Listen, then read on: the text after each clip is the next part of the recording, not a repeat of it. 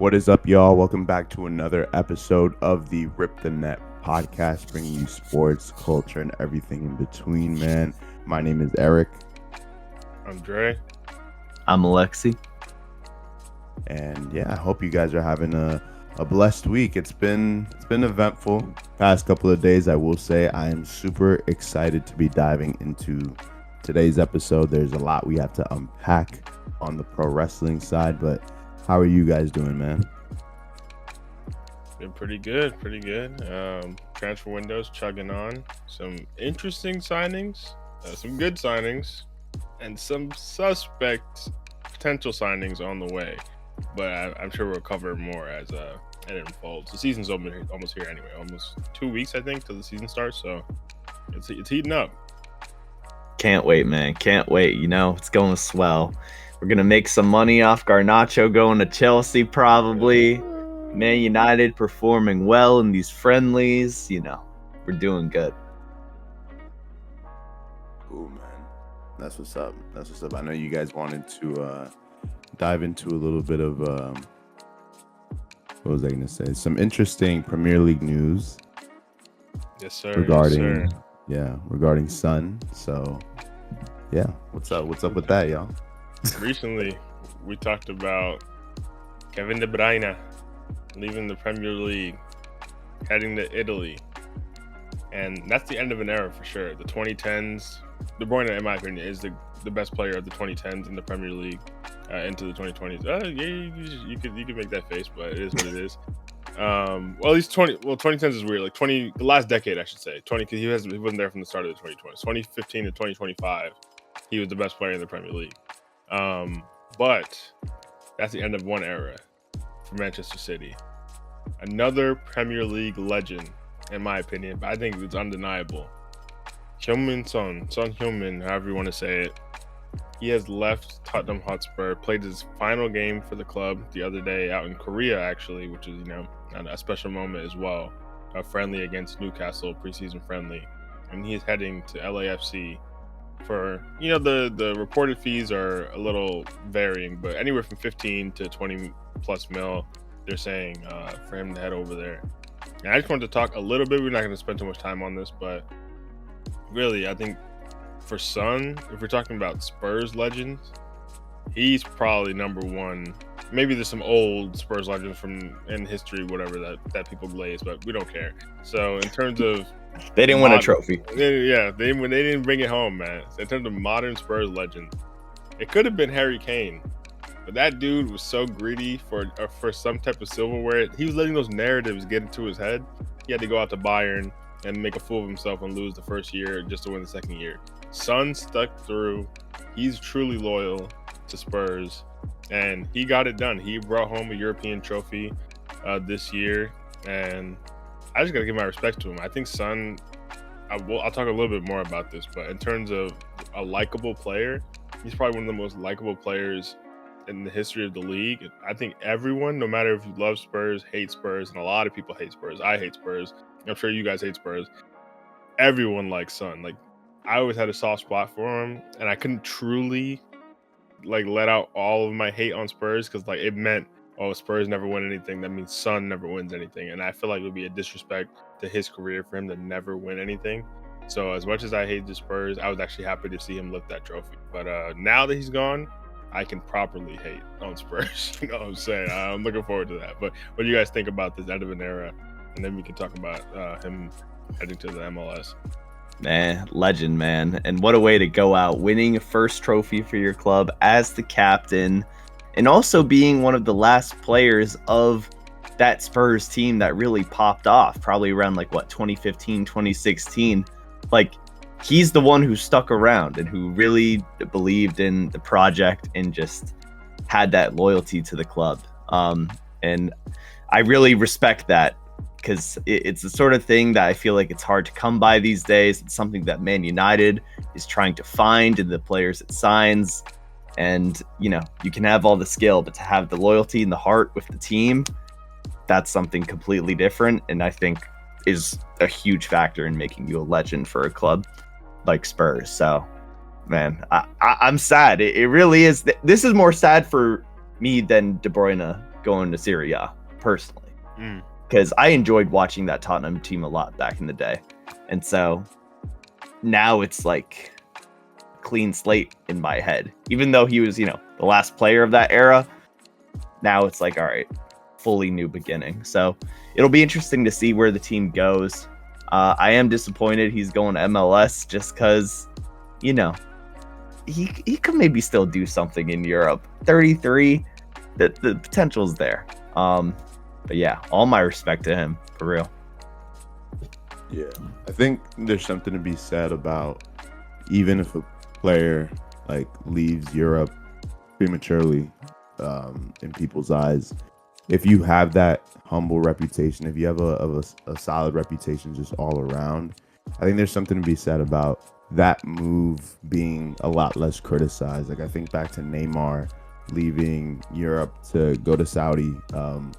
He's now in Brazil, but seeing how just like obviously Neymar has a different kind of reputation, and he maybe did not accomplish as much as people had hoped that he would. I know we had like a very, very brief conversation about him a few weeks back, and at some point we're gonna have to dive back into that. But when it comes to Son, man, as you guys mentioned, he's universally loved. So to see someone make a move, I think people now see it not as much disappointing. It's more like, man, it's like a heartfelt departure from one of the more popular clubs in the UK. So, it's interesting. But we'll see. I guess we'll see how his future in the MLS plays out. It's crazy to see that LAFC are getting just another signing of that caliber. So yeah, I'm curious to hear what you guys think about that, about his future in the MLS in particular. What does the MLS look like now? What is that? Or unless there's anything else pertaining to his time at Spurs that you guys still want to dive into. Yeah, just real quick, before we get to the MLS, I think I remember last week we talked about Bruno potentially going to Saudi for 100 mil, and then I remember you saying, Alexi, that you were hoping Bruno could be a transitional player that helps Man United start this rebuild, and you wanted to keep him around as the captain to do that. And I feel like, that's like what we're hoping. Well, not me. What you're hoping potentially happens. And I think Son just proved like he literally was that player for Spurs. Or if you're talking about that Poch team and that time where they were really really fighting for Premier Leagues, near the top of the league consistently, like a lot of years where they were the team pushing a team to a title, especially that Leicester year, which is funny. But Champions League final, which is crazy. The Son stuck through it as the captain. He brought through these new young players.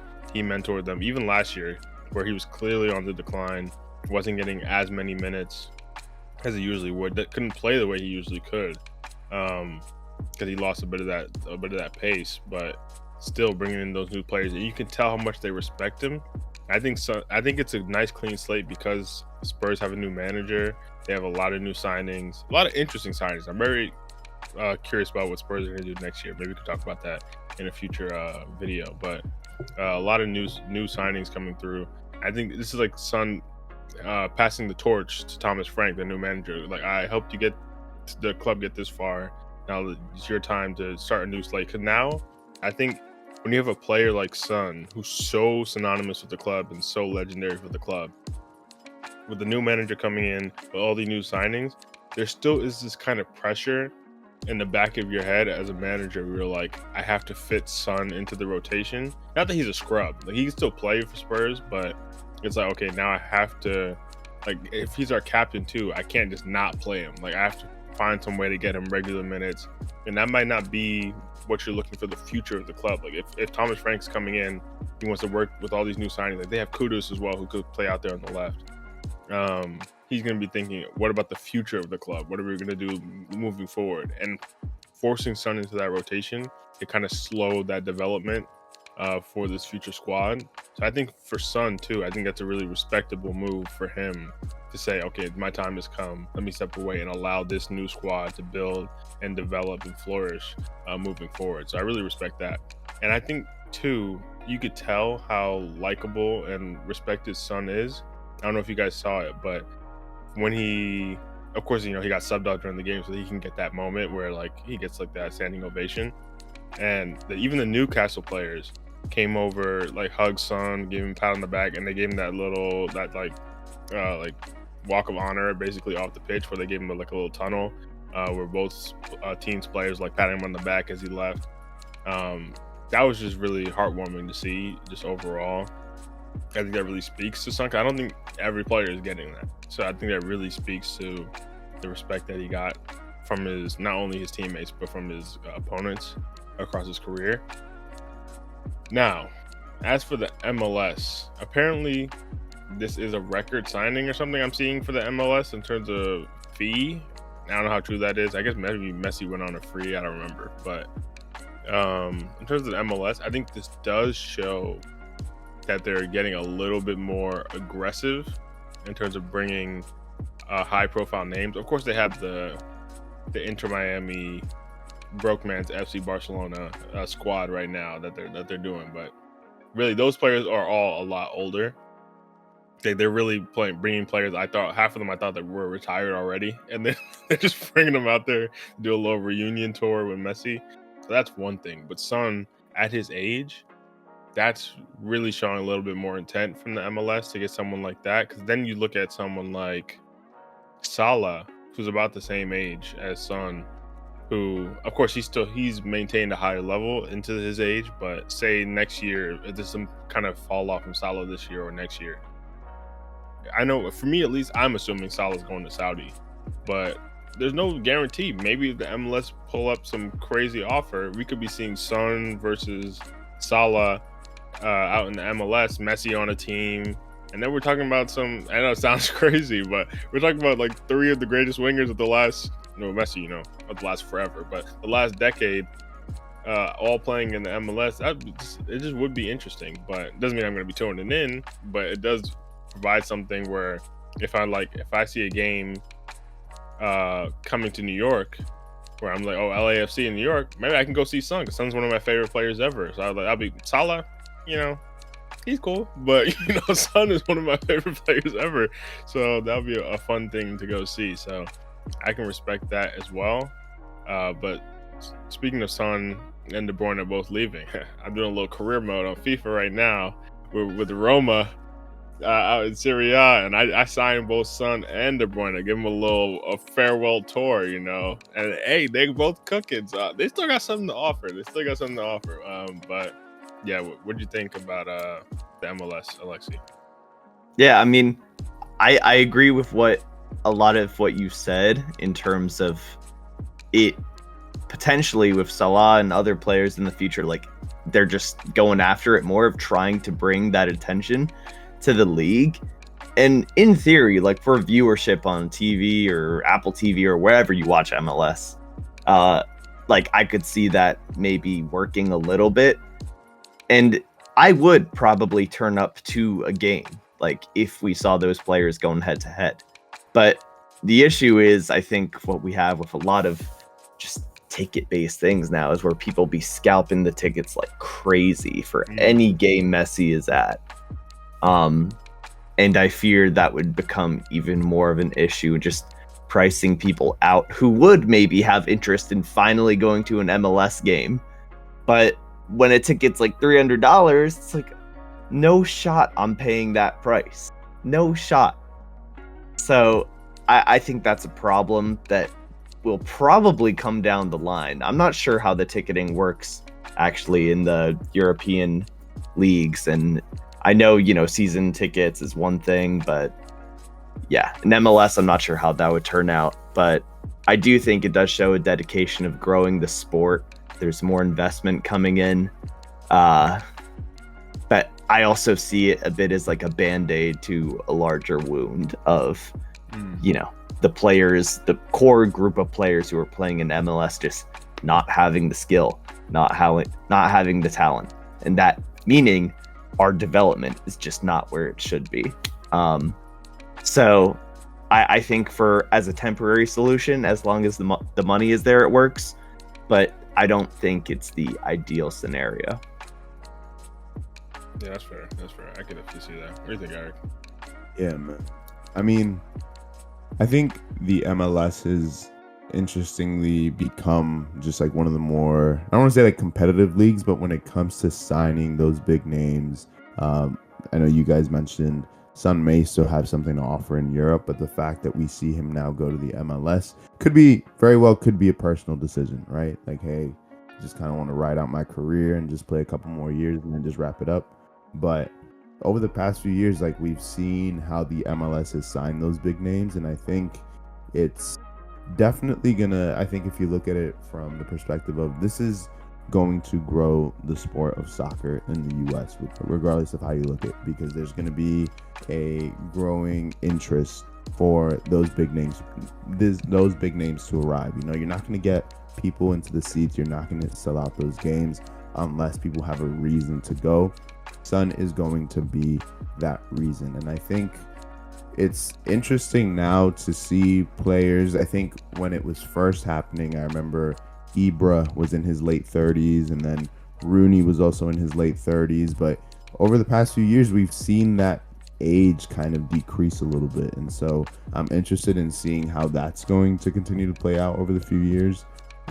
There's a few players, like, and I can speak on the Mexican national side, who I would say also arrived to the MLS very early into their careers, where it was like, man, you were literally like, we had Irving Lozano, who was a huge part of our 2018 roster, and he's still, I think he's 30 now, but he's been at San Diego FC. He was like one of the first, he's probably the big signing for that new club. And I'm like, you're 30 and you've decided to go to the MLS. Carlos Vela signed to LAFC at 28 years old. Like, it's just crazy to see. And I know these aren't like high caliber European players, but these are still players who are playing in Europe, who, well, Lozano had a little bit of an interesting shakeout in Napoli, but I think that's because he was on one of the more competitive teams in Italy. But, you know, it's crazy to see that these players still have a lot to offer, and they're choosing to go to a place where the sport is growing. So there is a little bit of a positive side of that. Obviously, money is always going to push somebody to want to sign. But when you look at a player like Son, he's made enough money where it's like, and maybe that's just me, like, just out of tune, being like, all right, like, he's made enough money, there has to be a bigger reason to go to the US. But maybe it is just about the money. We don't know. But I think all in all, we're going to continue to see those names sign, and I think we're going to continue to see that age drop. So the quality of soccer in the MLS may actually be continue to increase. I don't want to say begin to increase, because I think over time it's not where it used to be, which is a good thing. But it's just interesting all around. I'm still not fully warmed up to the idea, because I just want to see the highest quality of soccer still in Europe, because, you know, that's what we're used to. But I think for the league itself, it's definitely a positive. But yes, I can also see how it affects the development of the younger players who are actually trying to make it out, probably trying to improve the U.S. men's national team, just quality in general. But yeah, just a lot of things to think about for sure. Yeah, and one last thing, unless you have anything to add, Alexi, is I just thought of is for Son. So, like, you see Neymar, who went to Saudi, and then now he's back in Brazil, and that's like a nice homecoming moment.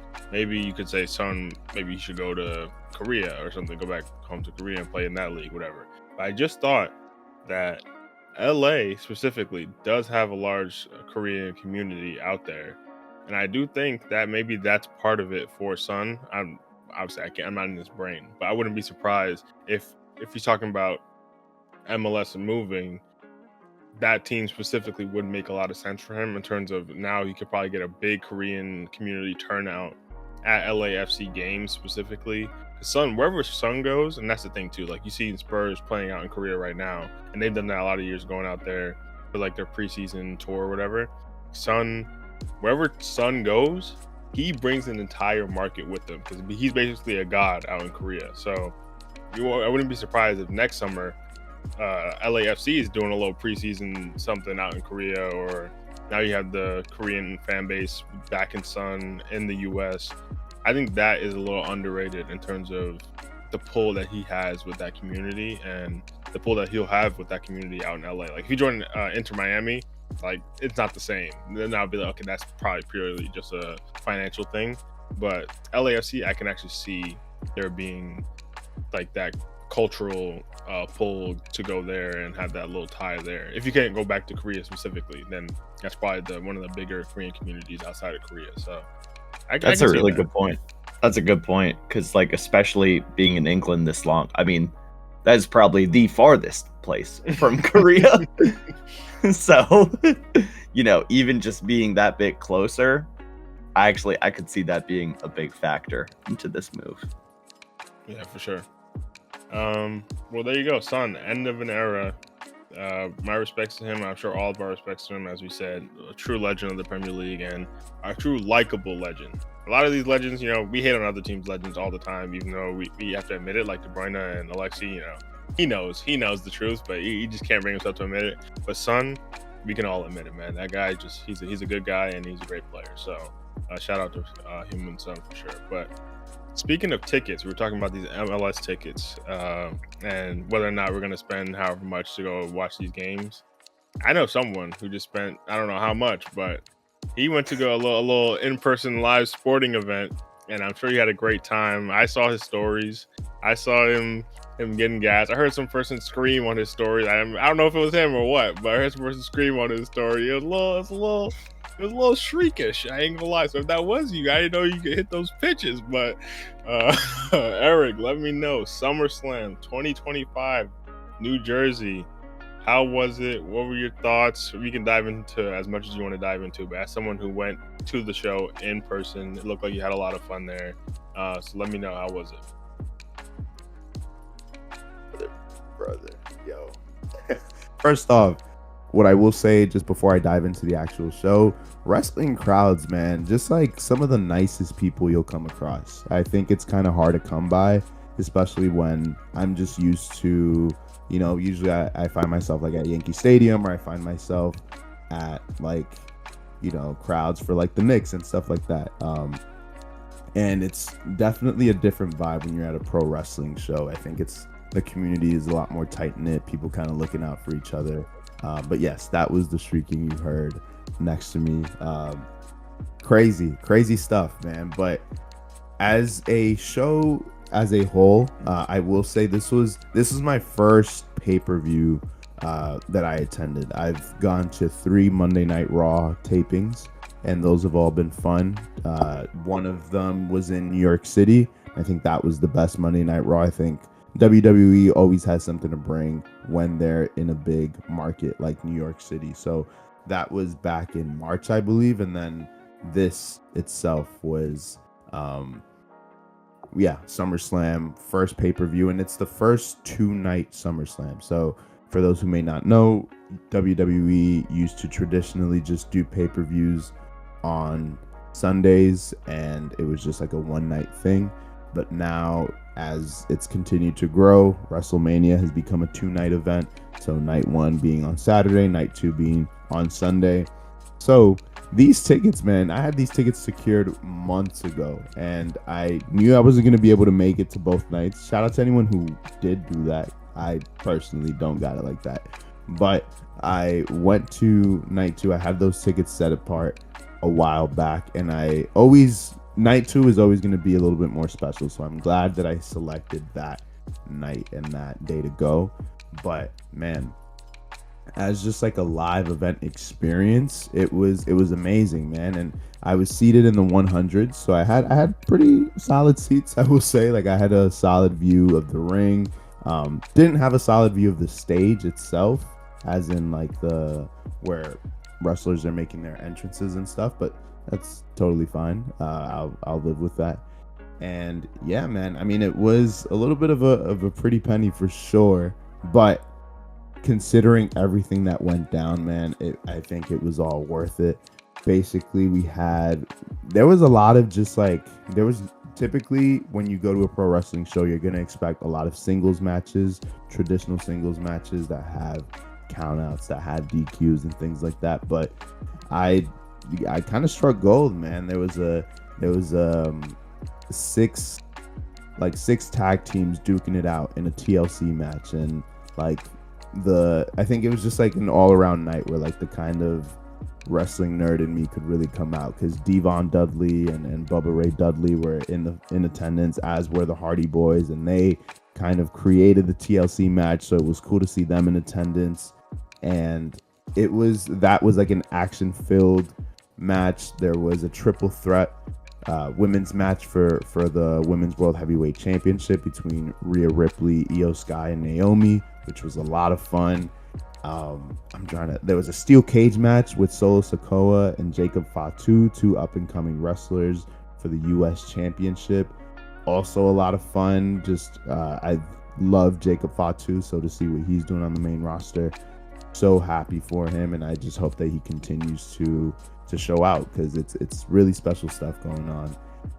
Dominic Mysterio versus AJ Styles. That was a regular singles match, but it paid tribute to Eddie Guerrero, and I actually happened to be wearing an Eddie Guerrero shirt yesterday, so it was cool to see that 20 years almost removed from his death, he is still getting the props and the tributes from wrestlers, so there was also like a no DQ match between for the women's intercontinental title. So I'm saying, like, and then finally the main event, street fight between Cody Rhodes and John Cena. Just so much like barbaric, so many barbaric matches taking place. So I was not expecting that. That wasn't the motive behind my attendance. I was just excited to go to a WWE pay-per-view, to go to SummerSlam, which is the second biggest, depending on who you ask, second or third biggest pay-per-view of the year. Depends where you put the Royal Rumble, but people, and I agree when they say I would say it's the second biggest pay-per-view of the year. But yes, man, as a live event, so much fun. If you do not know much about wrestling, I strongly encourage you to watch the night one main event, which was between Gunther and CM Punk, which I was watching from the comfort of my home, or the night two main event between Cody Rhodes and John Cena. Both of those, I think the John Cena and Cody story has a little bit more history behind it, and so potentially you could argue that the stakes are higher. Actually, yeah, I stand by that. Stakes were higher for that match, but the twists and turns for both main events, just amazing stuff. And then both actually had a very surprising kind of aftermath at the end of those matches. So yes, strongly recommend it. 10 out of 10. I think it was a ticket well worth it. But Dre, as someone who was watching, man, what are your thoughts, man? Where do you want to start, man? And when we dive into the actual meat and potatoes of what really went down, man, where do you want to begin? Well, actually, before we get into that, just real quick, not to drag it on, but what do you think about, you mentioned it at the top, SummerSlam now becoming a 2-night event? I know WrestleMania hasn't been that long, so WrestleMania has been a 2-night event either, but I know there was a little bit of, that was a transition that had to happen, and then I think people have now gotten used to it. It makes sense, the biggest show of the year, the Super Bowl of wrestling. But what do you think now about SummerSlam also becoming a 2-night event? Do you think that's deserved? Do you think that's worth it? Do you think maybe that pulls away a little bit from the luster of WrestleMania being the only 2-night event, because now we're having another one? What do you think about that overall? Good point. I think considering the matches that were on both cards, I think a 2-night pay-per-view was necessary, because because of the era that we're living in, where you just have a lot of high profile names in the business. I feel like you need to have those 2 nights. And I don't know, I think it's also a slightly cheaper alternative than a WrestleMania ticket. You know what I'm saying? So like, if you really want to go out and watch just like the pinnacle of wrestling, I think you now have a little bit of an opportunity to do that because you have it. Still, don't get me wrong, there's still money to be paid, but it is slightly more accessible. And I think when you consider just all the matches that played out, I would have not wanted this to be a one-night event because I think it would have dragged. Because I know WrestleMania used to drag. WrestleMania used to be a 7 to 8 hour event, and this night 2 alone was roughly like 3 hours and some change. So, and which I think is enough for a wrestling show. And even then, there were moments where I was like, all right, I gotta get up and like kind of redirect myself and like kind of reset myself, because it's a lot to sit through. But I personally, for the sake of like my attention span and for the sake of just like the accessibility of the tickets, I don't have much of a problem with a 2-night show. I think people may have a slightly bigger issue with just like the fact that ticket prices for the WWE have gotten more expensive. So that's why I recommend, try just doing one night. It's more accessible. You're not getting the full card, but if you do night 2, man, you're gonna be in for a treat. So that's just what I have to say about that. I'm not too worried about it being a 2-night event. Yeah, interesting. I see it's probably a win-win from the WWE perspective as well, in terms of double the gate, just 2 events. Why not double the money, hopefully? And also from a wrestler perspective, I know that there used to be a lot of behind the scenes things with like guys who never could get their main event. There's always some bigger match, and like I know there's a lot of history with that, and CM Punk specifically, and his history in the company. And there's always that bigger guy, specifically John Cena, who would always end up being that main event. It's something that was unavoidable. So now I think it is cool that you can have a CM Punk main event on one night, a John Cena main event on a second night, and both stars kind of get that shine. I'm sure people will still look down on night 1 main event versus night 2. It's just inevitable, but I think that is cool that you can have double the spots there, double the opportunity for wrestlers to get that kind of shine. And now that you have a more developed women's division than you had however many years ago, there are so many more matches that you have to fit in with the women's division that has all these players. Because before it'd be like, one night, maybe 1-2 max women's matches that it would have on a card, and that people probably didn't even care about at that point either. But I think it is cool that you have all these different players getting their moment on a card like this. And speaking of, let's hop into night 1 and before we get into the big one, because CM Punk, the match itself, it was cool. I didn't see the whole match. I watched bits of it back. I don't really care for Gunther personally, but CM Punk, one of my GOATs. So I was glad to see him. 2025, I think it's been 12 years probably since he won a major title in the holding gold in WWE. So this is like a full circle moment for me, because he's kind of the wrestler I exited watching WWE with when he exited the company. So that was super cool to see him actually bring home that title. Especially the finish was cool. I'm assuming this Gunther is supposed to be one of these like Iron Man types who is impossible to put down. I saw like he hit him with the GTS. He's like standing, kind of wobbling, could not completely get in the finish, and he had to hit him with a second one to properly get him out of there. So that was a dope little finish.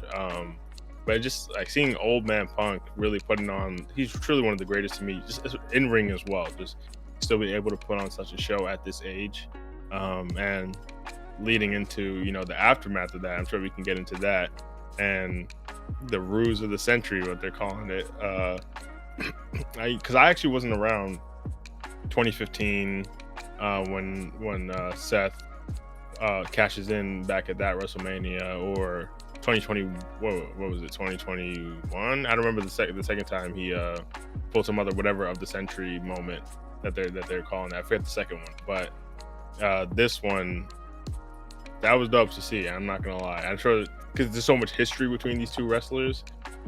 Seth Rollins, CM Punk, and so much behind the scenes stuff with these wrestlers that their stories feel so earned. So seeing him cash in on Punk, the whole grandeur of the entrance with the crutches and the injury and I was hearing rumblings. I wasn't super tapped into the storyline heading in, but I was hearing rumblings. Is Seth actually injured? I know some people were saying it's a work. Then I heard some people saying, oh, he actually got injured, but then they did an injury match to then cover up the actual injury to make that work. People were saying there's layers to it, like, oh, whether or not he was injured or not.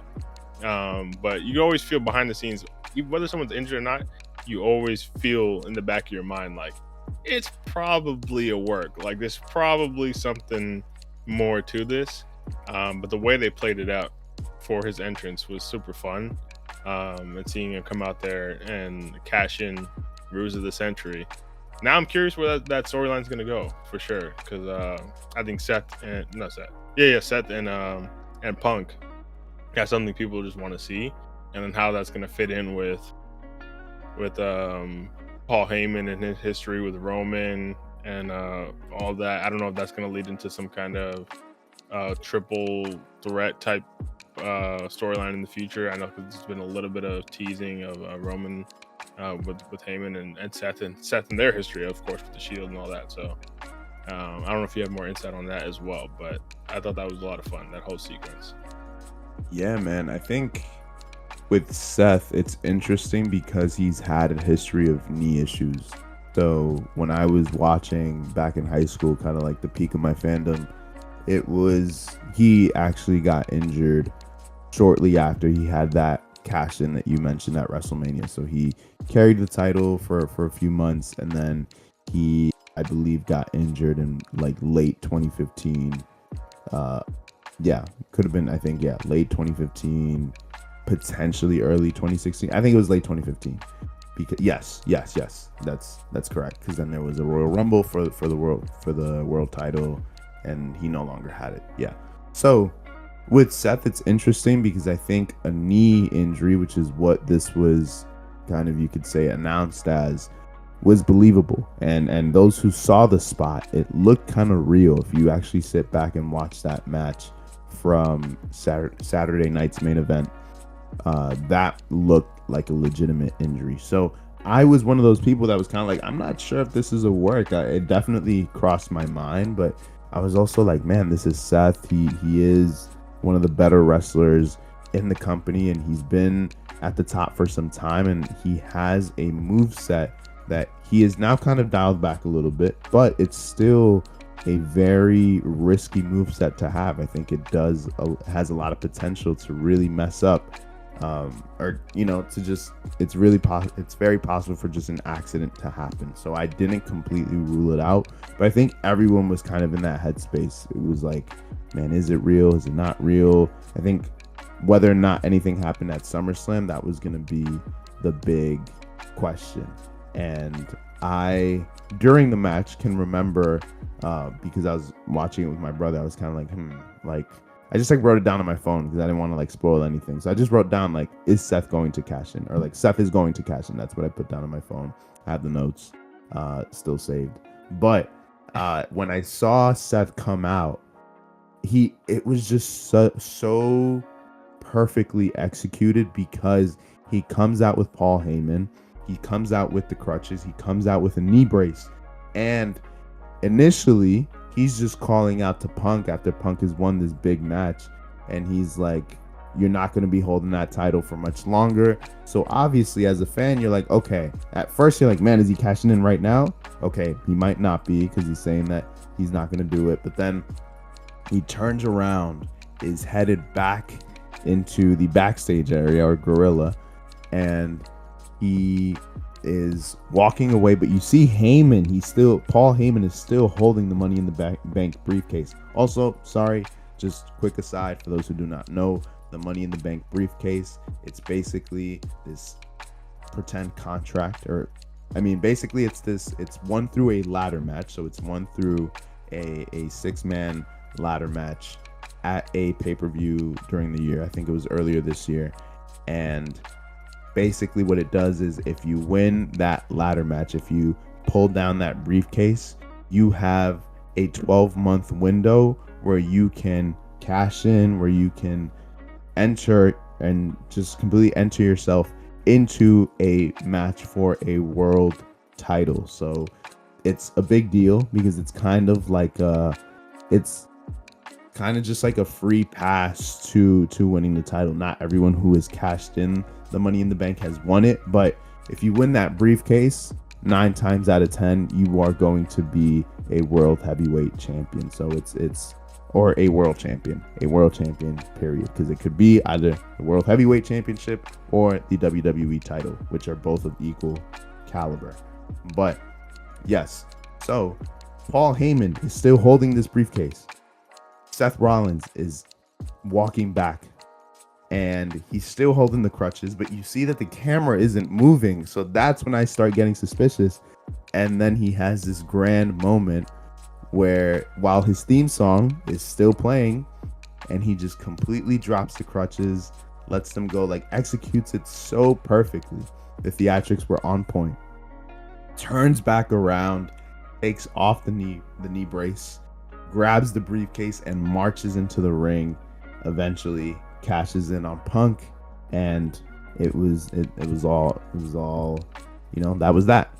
He wins the big thing. He ends the pay-per-view, night 1 of the pay-per-view, with a big shocking moment. And I think if you just want to see the surprise, go look at TikTok, man. Go look at these reactions, man. If you see these streamers, if you see these crowds, man, just seeing how much we were all swerved by it. Even though that's the cool thing about pro wrestling, is that there's so many possibilities that lie in our minds that we're like, maybe this is gonna happen, maybe this happens, and that's where the intrigue, that's where we're hooked, because you have an idea that like, okay, maybe there's a little bit more to the story, and sometimes you're right, sometimes you're completely wrong. And I think this pay-per-view was a perfect example of like, okay, maybe you had something in mind, and what ended up happening may have easily been something that was completely out of left field that you were not expecting. I think the Seth cash in, even though I had a slight idea on it happening during the match, this was a prediction I came up with kind of just like on the spot. So going into the match, I thought it was just going to be, and many people I'm sure just thought it was going to be a regular match, Punk and Gunther. I thought Gunther was going to retain. So the simple fact that it changed hands, the simple fact that Punk wins the championship, I'm like, wow, you can just end the pay-per-view right there. Like, you can just end night 1 right there. But then there's an added kind of twist, which was crazy. So that's what made it so interesting. That's what hooked me, and that's what got me really excited, because I was like, man, if this was night 1, I really wonder what night 2 is going to hold. Yeah, and I think you make a great point in terms of the intrigue of something like pro wrestling, because there's always the slander that WWE scripted is why you're watching fake sport where it's all predetermined. But I think people always view wrestling through the wrong lens, and I think and partially that is on WWE, because they always frame it as a sport, or not sports entertainment they say now, but they still try to frame it as a sport. And of course it is an athletic endeavor, so from that sense it's definitely a sport in that sense. But I think people have to view it more as like, compare more to TV shows than they should any other regular sport, because people don't hate on what's an example? People don't hate on let's just say Severance, for example. I'm trying to think of an actual good show. I was gonna say Squid Game, but season 2 and 3, crazy fall off. But people don't hate on Severance, for example, because it's scripted, because it's a scripted television show that is predetermined how these actors are going to act these things out. People are still excited. People are still theory crafting what's going to happen in Severance season 3. I'm gassed. I'm curious what's going to happen in Severance season 3. And there's no pullback because it's scripted. Like, that doesn't mean anything. So for WWE, there's that same intrigue where it's like, what's going to happen at this pay-per-view? What's going to fall out, even though there's a bunch of different possibilities in your head, and I'm not watching this from a sporting sense of like, oh, who's going to win, the Chiefs or the Eagles. There's absolutely no way to know. And even for sports, they're usually heavier favorites that is more likely to win. That kind of pulls away from that sometimes. But in WWE, it's like, even though this is predetermined, I don't know the ending. I don't know, because there's a writer, there's even more chance for subversion to happen, because they know what everyone's expecting, but they can come in and pull off something way more unexpected than you could even imagine. So for something like you said, Seth coming in, we already reached a height in the pay-per-view. Punk gaining the title, that's already a certain height, a certain dopamine hit for the fans. And now the writers know, okay, we got him there, we reeled him in, we got Punk, everyone loves Punk, of course. That's the peak of the event. Now we can pull the rug out from under that, bring in Seth. And you can only really do stuff like that when because it's predetermined, there are expectations, and you can play with those expectations. So I think that's a lot of fun.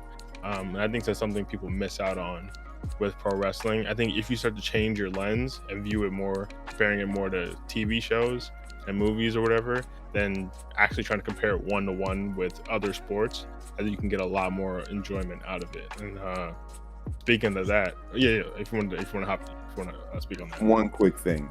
Yes, I love that. It's very similar to a TV show. It's very similar to kind of like this movie series, but imagine a TV show or a TV series that is never ending, because it's been running for years and years and years on end, and these eras just kind of bleed into each other. And occasionally you'll get people from different eras popping right back in. So it's like an old character from a TV show that you have not seen on your screen for 10, 15, 20 years, and then they just immediately insert themselves back into this weekly episodic show, right? And another thing I want to make sure we add is that there is well documented evidence of, like, yes, this is something that is scripted, yes, this is something that is predetermined, but it's including the careers and the lives of actual humans who have genuine feelings and reactions to the things, to the way they are treated on the card. So CM Punk is probably the biggest example of that. Someone who felt like he was genuinely getting mistreated, genuinely being overseen in the company that he was really busting his back for, right? He was really trying so hard to just be that main guy. And we saw that he had such a frustration about it that he ends up walking out of the company, ends up bad-mouthing the company to actual journalists, to the actual media. This is someone who had genuine, real, raw emotion. And so when you see that real life gets so intertwined into these storylines, I mentioned Seth, the knee injury, the fact that it got teased as a knee injury, or it was announced as a knee injury. These are real life events that end up getting mixed into the story. So that's what kind of blurs the line sometimes, because you're like, as a fan, I'm like, man, Punk still hasn't gotten that. Yes, he won the world title, but he held it for a few minutes, maybe 5 minutes, before it was taken away from him once again. So you're also understanding that these storylines are playing into they're playing into the real lives of these people. And so I think that's what makes it even crazier, because that real humans are involved, and there are real consequences to the way these things play out. We lost Punk for 10 years. We lost one of the greatest wrestlers of all time for 10 years because he was so dissatisfied with the way things were playing out when he was on the roster in the 2010s. So you understand that, man, everything here matters. Right now we're dealing with the Cena retirement tour, and we're going to talk about that in a bit. But that's also wow, this is the last time I'm going to see the greatest wrestler of all time, and this is the way his farewell tour is being booked. So it's interesting, because it's so much like a TV show, but there is an element of reality to it because of the characters that are playing the part. Yeah, that's a great point as well. And I think it's perfect that you brought up these old characters that can pop up and reinsert themselves into the narrative. There's no better example than night 2 of SummerSlam. John Cena, Cody Rhodes, going at it. People say Super Cena, Super Cody, whatever, however you want to frame that. But a massive match between the two of them. And I did see, this was actually what got me, I haven't kept up too much with WWE this year, but it does pop up on my timeline here and there. And I think after SmackDown on Friday, I did see that Cena had turned face again in his confrontation with Cody pre-pay-per-view.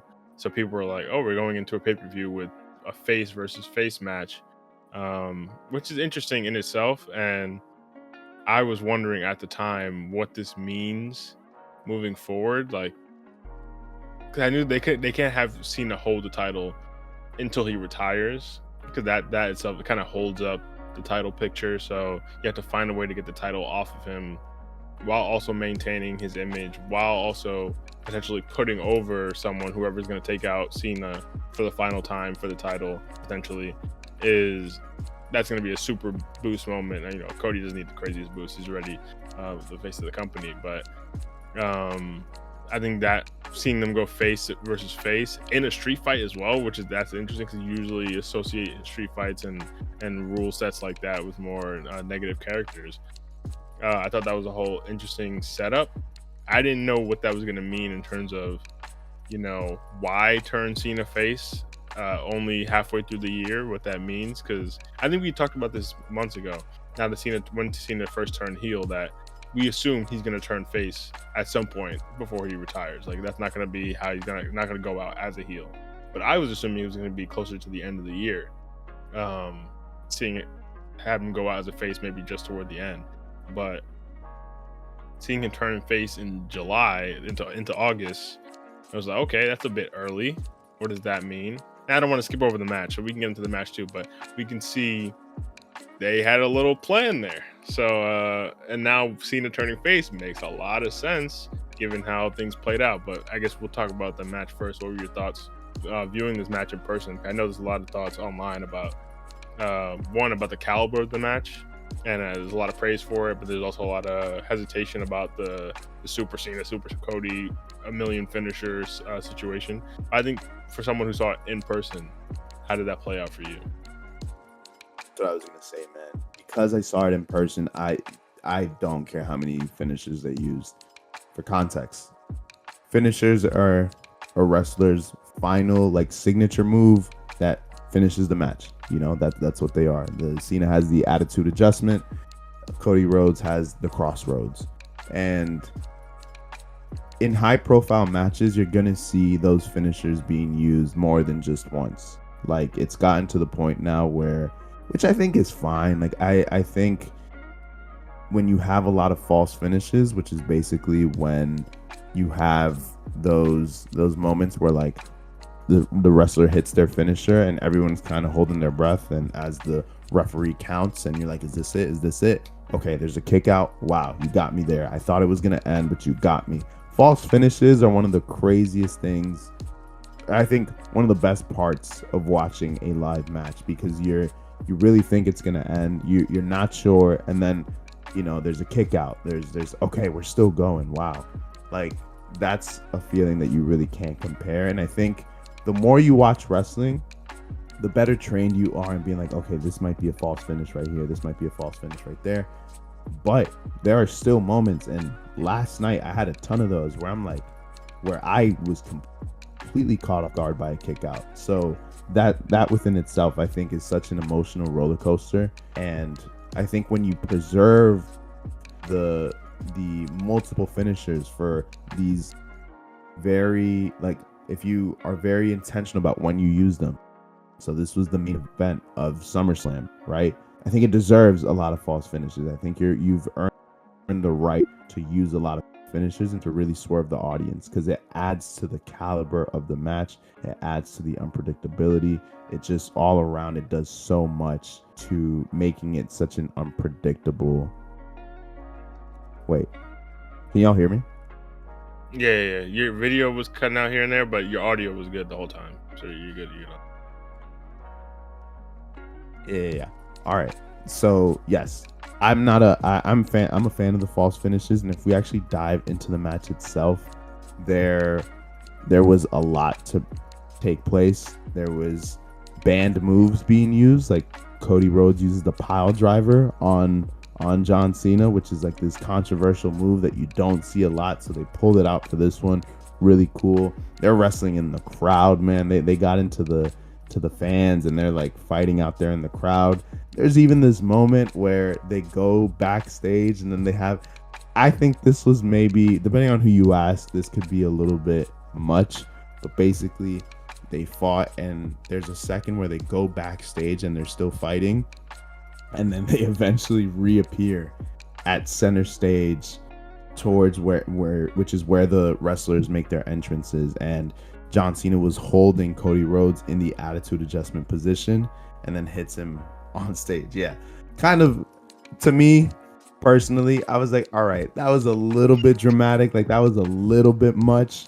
I'm a fan of the theatrics of pro wrestling. I was like, okay, that might have been a little bit too much.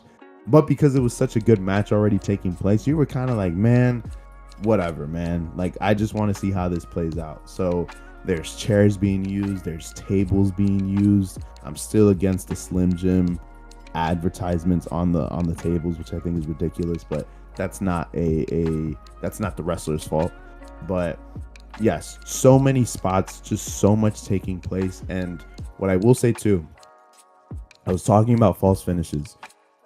The big thing now, the way Cody won that world title back at WrestleMania 40 in 2024, he hit Roman Reigns with 3 crossroads in a row, and that's how he won the big thing. He hit his finisher 3 times. That's what it took to win the world title. In this match specifically, Cody hit Cena with 3 crossroads. I thought it was over. Cena kicks out, which I'm like, wow, no way.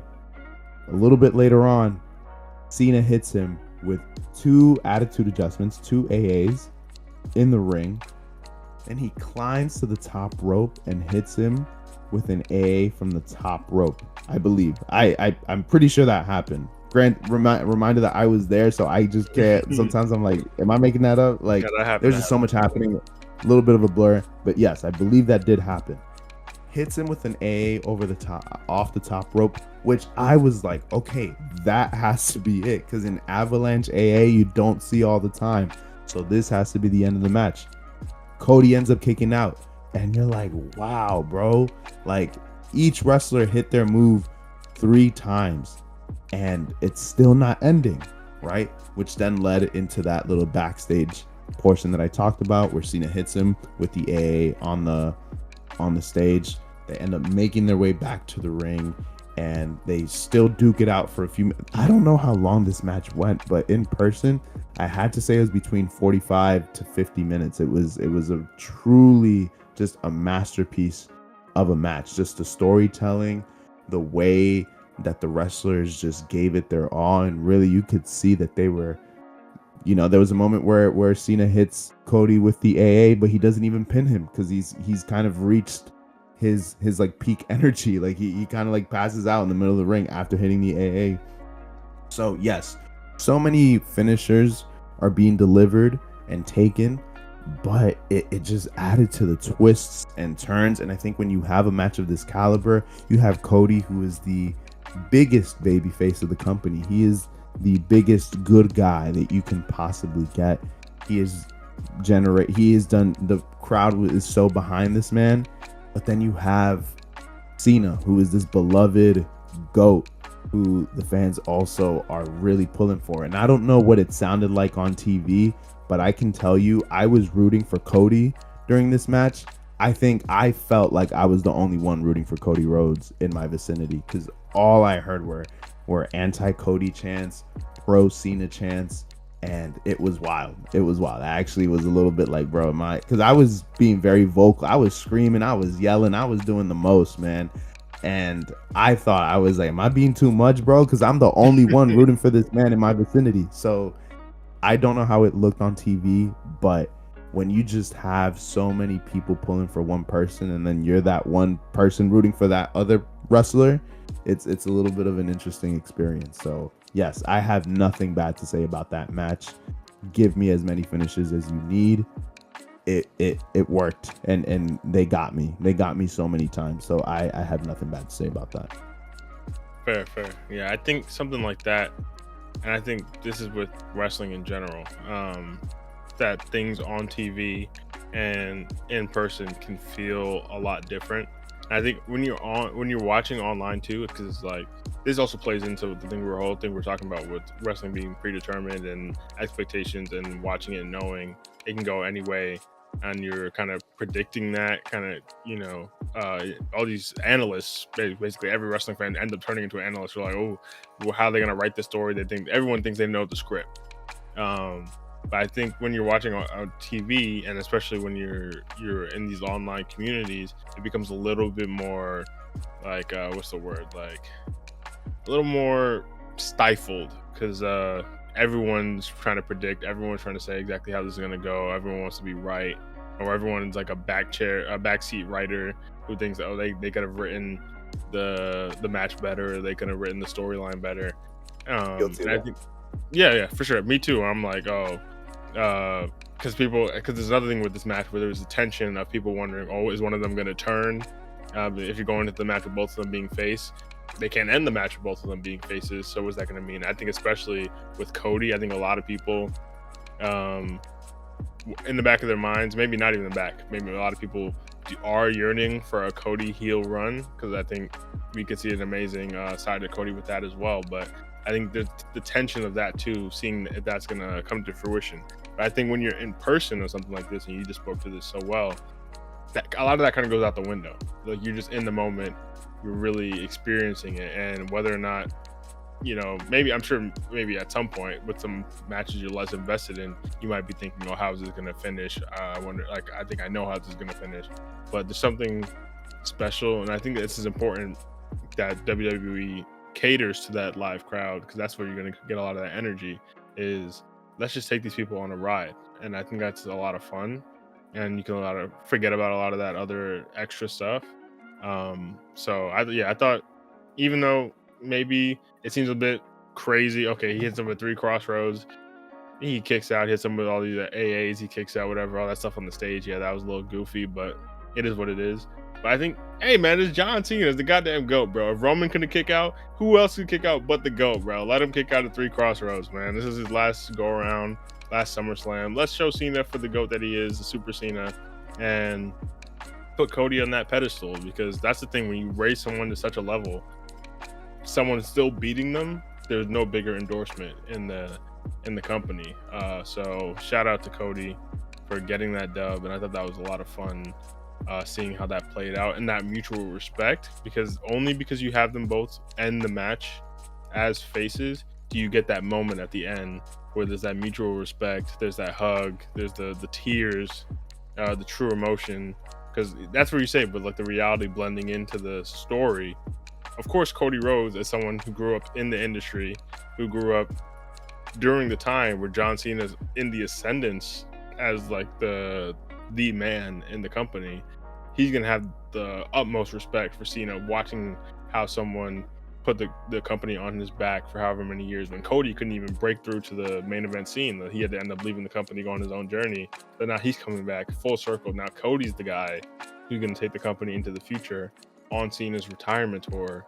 That's like, I probably couldn't even describe the emotions that Cody's feeling there, being the guy to take over from the GOAT of his era, basically. Because now we're gonna say this is Cody's era, but Cody's on the older, he's not old, but like he's on the older side for being the main guy. Like, he didn't really have it in his prime as like a younger dude coming up. So that you could see those true emotions at the end of that match where they hug it out and Cody heads out, and then John gets this standing ovation from the crowd, or maybe I'm misplacing the timeline, but John gets this emotion and this reaction from the crowd, because like, okay, we got to see our GOAT put on a classic match in his final SummerSlam.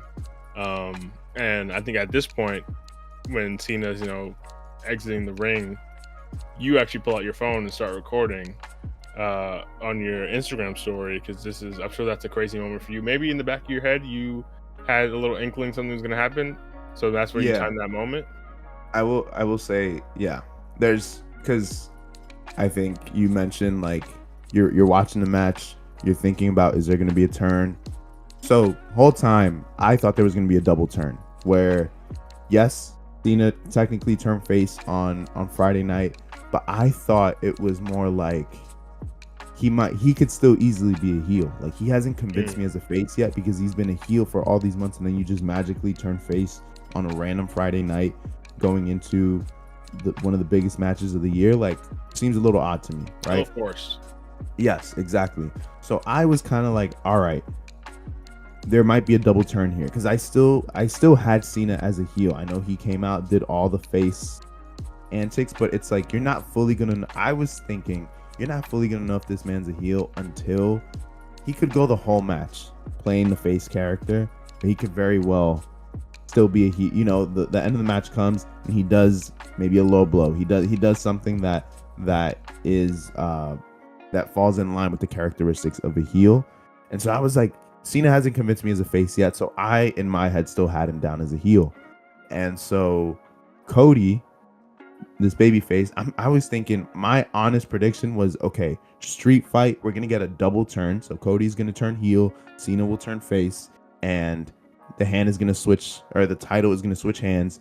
Cody will win it because of some heel antics, and that's how this pay-per-view ends. Which, granted, that was a not, I want to say I wasn't the only one who thought. There were a lot of people who thought it was going to play out this way. But when you look at pro wrestling, this is already like, you're shooting for the stars by asking for a double turn. Like, that is something that you do not see all the time. You rarely see it. You rarely see something like this. But I thought, okay, street fight, the stage is set to do that. And they did tease it, because you had Cody taking off the bottom rope during the match and wanting to choke Cena out with it, or using it to attack him.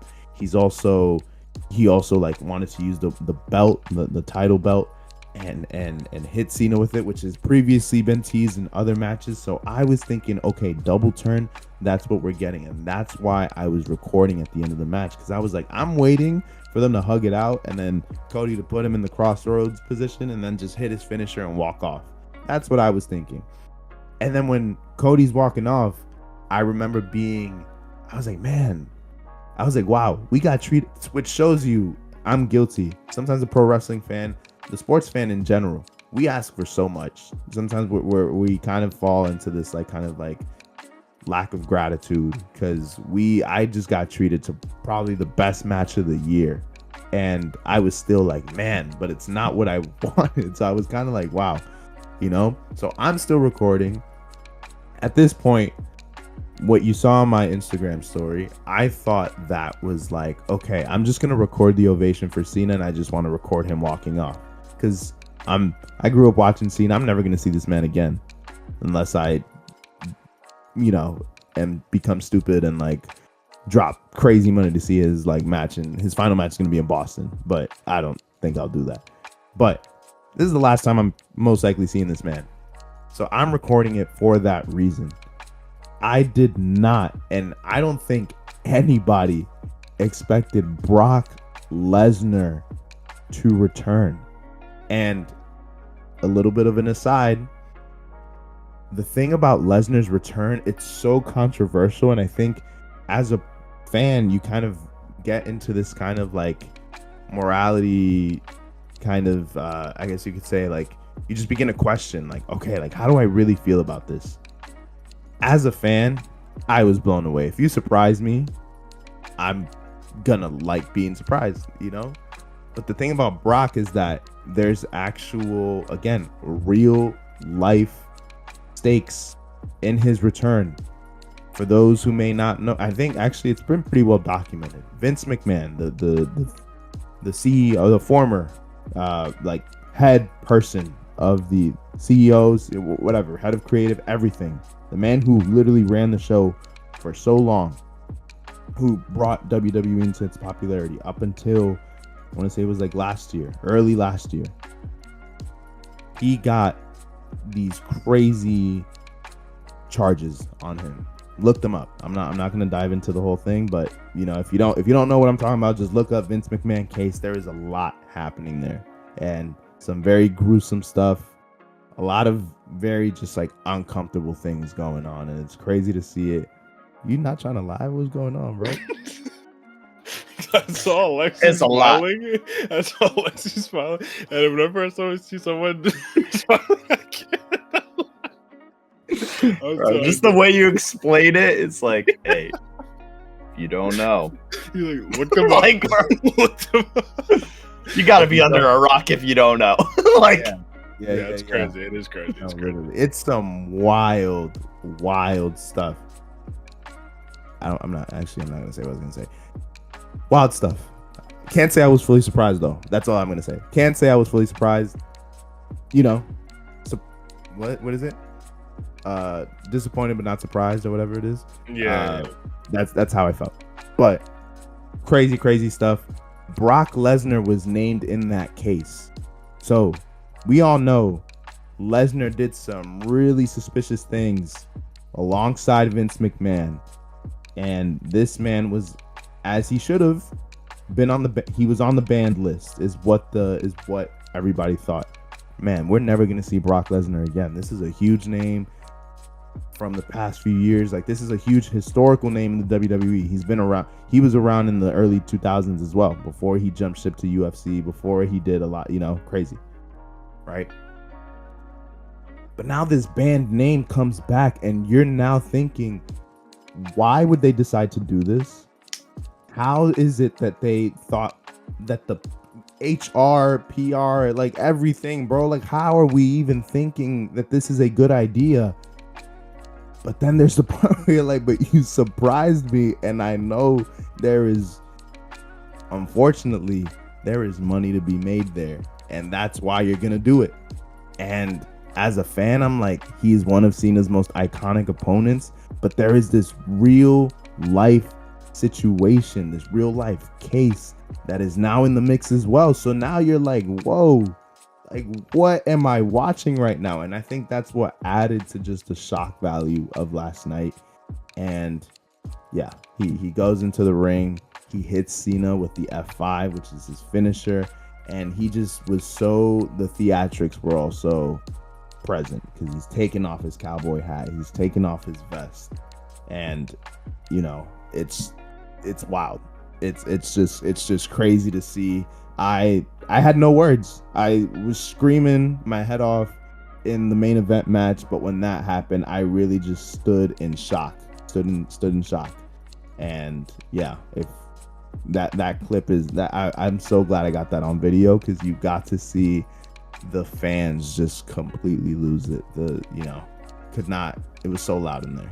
But yeah, man, that's the complexity of it. But what did you think, Dre? Yeah, I watched your story like 80 times, bro. That one woman who screamed in your story. What the fuck? It was crazy. It was crazy. That's that raw emotion. I think too, that's the thing when you completely surprise people, is you get that visceral reaction, because only afterward you're gonna have that reflection like you're having now, where it's like, okay, that was exciting, but what does this really mean? Can I even root for this? Do I want to even support this? And that kind of plays into that shock. But in that one moment where you play that music, there's nothing else you can do but scream. You're like, what the hell's going on? I never thought this was gonna happen. And that's kind of the power that like they have in their hands to pull off something like that. I think if there's rumblings, if there's any anticipation of a Brock return, then you get a little bit of a different reaction. I think people are still gonna be excited, of course, just for the storyline, but then you give people a chance to prepare. They're like, oh, maybe are we gonna boo him coming out? There may be something a bit different there. But I think in that one moment you do get, and just talking about it from a purely on-screen point of view first, you do get a really exciting like parallel to, 13 years ago, where Brock returns for the first time in 2012 and makes that return on Raw, where Cena standing there in that iconic green Cena shirt, and at that point in time you're looking at a Cena that people genuinely are like tired of at that point in time. Like, that's like the peak of Let's Go Cena sucks, and that Cena sucks is a lot louder than the Let's Go Cena. Like, people were really tired of Cena at that point in time, tired of the baby face, tired of the PG era, tired of all that. that came with Cena, and I think that was a point in time where he was really underappreciated. I think that's around the Rock match. I think that was the night after the Rock match, and that whole setup and all that was just a lot of, I think underappreciated for its time, what Cena was doing for the company, and Brock coming out really revitalized a lot of that Cena. I think even though Brock is the heel in that moment, then you get a lot of fervor for a Cena rivalry, because now people are low-key rooting for Brock against Cena, even though Brock's the heel, Cena's the face, and they had some iconic moments. I always watched, like every couple of months, I go back and watch that brawl they had. I think John Laurinaitis was there, and like the whole roster comes out, and like they're jumping back and forth across the ring, which that's always silly to me. Where like you have these 20 like massive dudes holding back one dude, and all of a sudden they just break through and jump across the ring and hit each other. That's not realistic, but that's always fun to see. I always thought that was a super dope segment, and he had a lot of fun with Brock and Cena back then. So now you come full circle, 2025, Cena retirement tour, the ghosts of Cena's past, all coming out across the year, and now we're getting a Cena that's finally truly appreciated for what he's done for the company. He is the undisputed GOAT. They say it on commentary as much as they can, because we know it's the truth. And people are now sad to see Cena go, but they're appreciating him finally. And now you bring out Brock Lesnar, who, first of all, it's crazy that Brock is still in the shape that he's in. I don't know how old he is exactly, but that dude's massive still, pause. But I don't know how he maintains that much muscle mass. It's actually ridiculous. Probably, I don't know, some stuff. But yeah, seeing Brock Lesnar come out now with the Cena that's finally getting, like a full circle Cena that's finally getting his appreciation, and then a Brock with all this, controversy behind them in the real world. Now you might see a complete flip on its head of that time back in like 2012 with that rivalry. And I think maybe, because I was talking before about Cena turning face, and I do agree that was a bit forced the way they did it on SmackDown, but you see the reason for Cena turning face. You see potentially the ultimate heel to come back to face him, because if you bring into account real world circumstances, I think Brock has always been a heel since he's come back that people still like, that people still cheer for, just because, I don't know, I think Brock just gets that glaze. But now we have a potential for a Brock that people actually root against because of this real world stuff. Now that the shock has settled, going into, I'm sure maybe Raw tonight, there's going to be some fallout from that. Now we're going to get some real animosity towards Brock, deserved animosity potentially towards Brock, and a Cena that people truly love.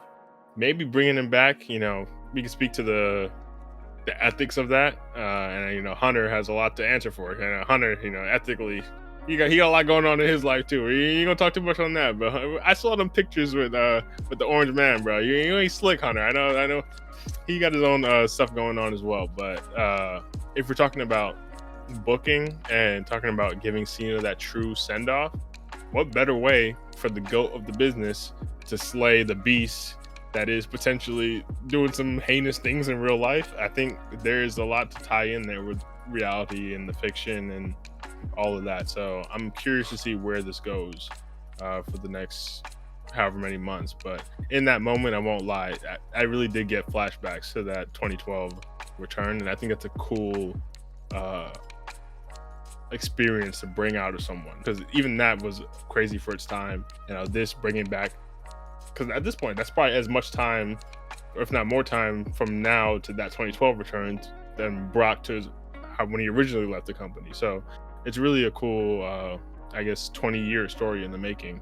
So yeah, that's really dope to see, because I think especially at the time we're seeing a Brock who was a massive star in the company in the early 2000s when Cena's trying to break through, and then Brock leaves, whatever, all that happened, and then Cena wasn't projected to be whatever compared to Orton and Batista and all the other guys, but Cena breaks through, becomes the GOAT, and now this is a true 20-year full circle story, where the guy who was the most counted out at that time being the pinnacle of the industry, and then the guy who was projected to be the guy at the time coming back and facing him.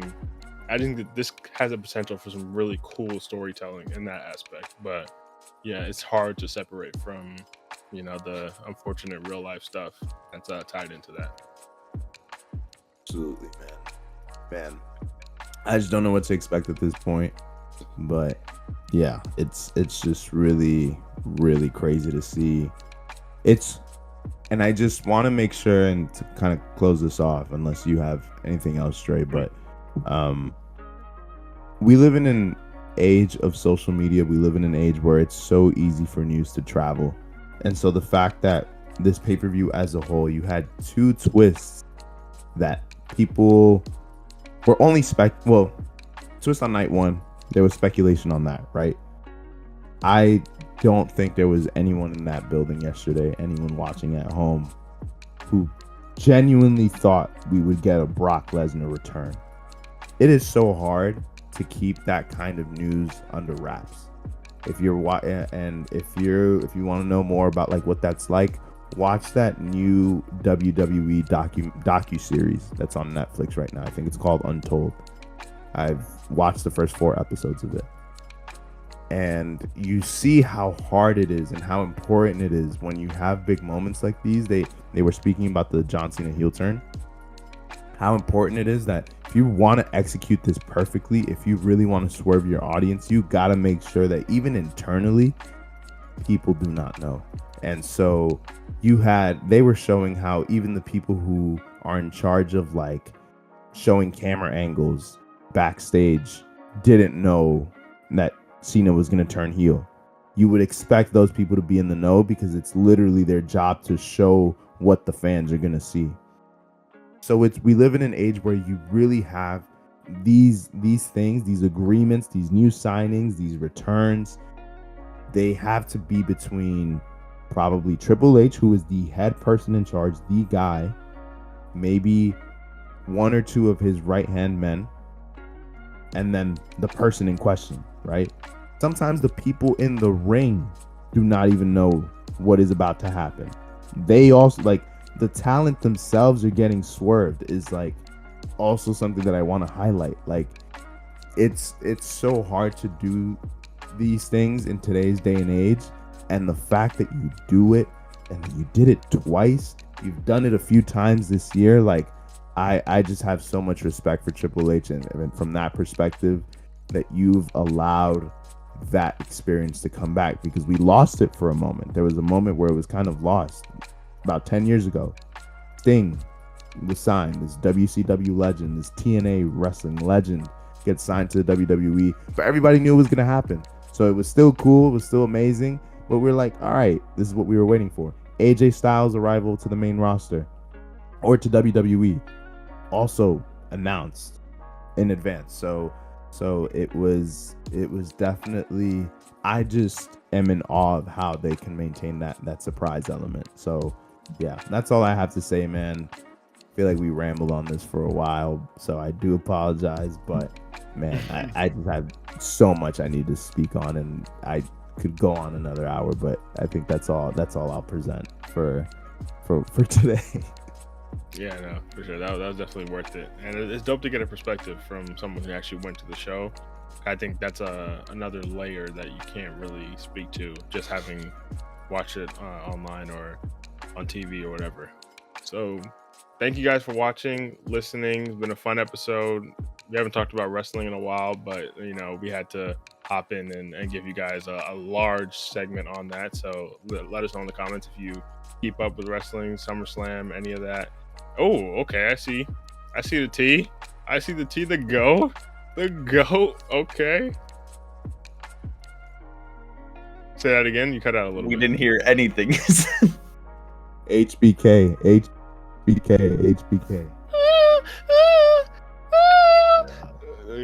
Dre, you hit those notes? You know what I'm saying? Hey, HBK is my guy. Get ready for the band. You know what I'm saying? HBK is my guy.